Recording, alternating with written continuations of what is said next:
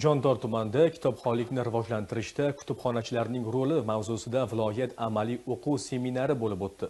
Unda viloyatdan yig'ilgan kitobsevarlar ishtirok etishdi. Mavzuni muxbirimiz davom ettiradi. Insoniyat yaratgan muomala vositalari ichida eng ishonchlisi, eng qulayi bu kitobdir.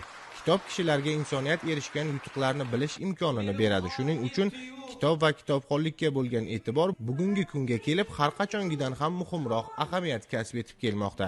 Maktabgacha va Maktab ta'lim vazirligi tomonidan viloyatimizdagi barcha tuman shaharlardan bittadan tajriba sinov tariqasida umumiy o'rta ta'lim maktablarining kutubxonachilari tanlab olinib, namunali maktab kutubxonachilari sinfini shakllantirishga oid ishlar boshlab yuborilgan.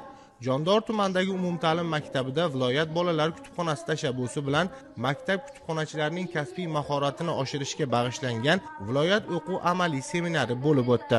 Unda o'quvchilarni kitobga qiziqishini o'rganib borish va kitobxonlik madaniyatini rivojlantirishga qaratilgan bir qator loyihalar va tanlovlar tashkil etildi. Seminarda kutubxona faoliyatini samarali tashkil etish, ish tajribasini ommalashtirish maqsadida ilg'or ish tajriba o'quv amaliy mashg'ulot ham o'tkazildi. Bu kabi tadbirlar viloyat miqyosida umumta'lim maktablarida kutubxonachilar faoliyatini samaradorligini oshirishga xizmat qiladi.